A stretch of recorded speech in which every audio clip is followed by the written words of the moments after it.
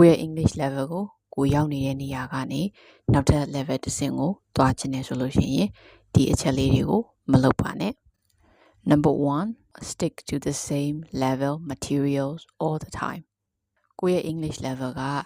intermediate level ဆိုလို့ရှိရင် intermediate plus level ပြောင်းပြီးတော့လေ့လာသင့်တယ်ကြည့်နေတဲ့ဗီဒီယိုတွေကိုလေ့လာနေတဲ့အကြောင်းအရာတွေကအမြဲတမ်းလွယ်နေတဲ့အရာတွေပဲသွားကြည့်နေမယ်ဆိုရင်ဒါကကိုယ့်အတွက်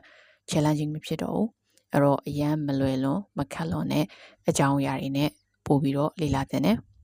Number 2 not reviewing your mistakes ကိုကအင်္ဂလိပ်စာသင်တန်းတစ်ခုကိုတက်တယ်ဒါမှမဟုတ်ကိုယ့်ဘာသာကိုယ့်ရဲ့ own pace လေးနဲ့စာလုပ်နေတယ်ပေါ့ဒါပေမဲ့ကိုလေ့လာနေတဲ့အကြောင်းအရာတွေကိုပြန်ပြီးတော့သုံးသပ်တာမျိုးမရှိဘူးကိုမှားထားတဲ့အမှားတွေကိုယ့်ရဲ့ teacher ကနေပေးထားတဲ့ feedback တွေကိုပြန်ပြီးတော့သုံးသပ်ဖို့အမှားတွေမပြင်ဆင်ဘူးဒါမျိုးတွေလုပ်မယ်ဆိုလို့ရှိရင်ကိုယ့်ရဲ့တိုးတက်မှုကိုနှောင့်နှေးစေမှာဖြစ်ပါတယ် Number 3 avoiding long answers အဲ့တော့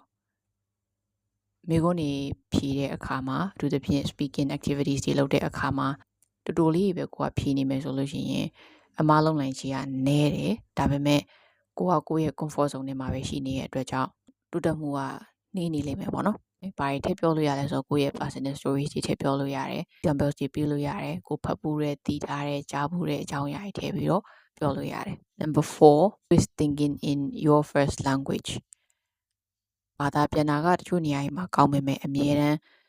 ပြောကန်ဒီတိုင်း translation လုပ်ပြီးတော့စဉ်းစားနေမယ်ဆိုလို့ရှိရင် real life speaking မှာသဘာဝမကြတော့ဘူးဆိုင်နေရမျိုးတွေဖြစ်တတ်တယ်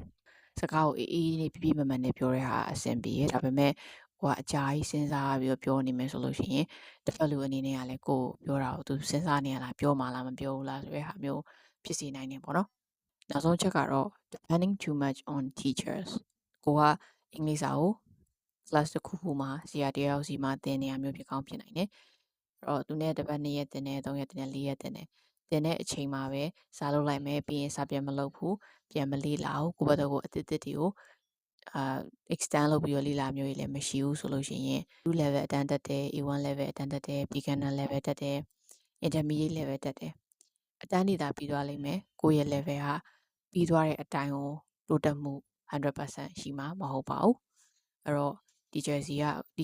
အကူအညီယူပြီးတော့လေ့လာမယ်ပြီးတော့ကိုယ့်ဘာသာကိုလည်းပဲ extensive learning တွေလုပ်မယ်ပေါ့နော်အခုတစ်ချက်ပြောလိုက်တဲ့ရှောင်ရမယ့်အချက်လေးဆောင်ရမယ့်အချက်လေးတွေကိုလိုက်လုပ်ကြည့်မယ်ဆိုလို့ရှိရင်ဒါကိုယ့်ရဲ့ဘာသာစကားလေ့လာမှုတော့ကိုအများကြီးအထောက်အကူဖြစ်မှာဖြစ်ပါတယ်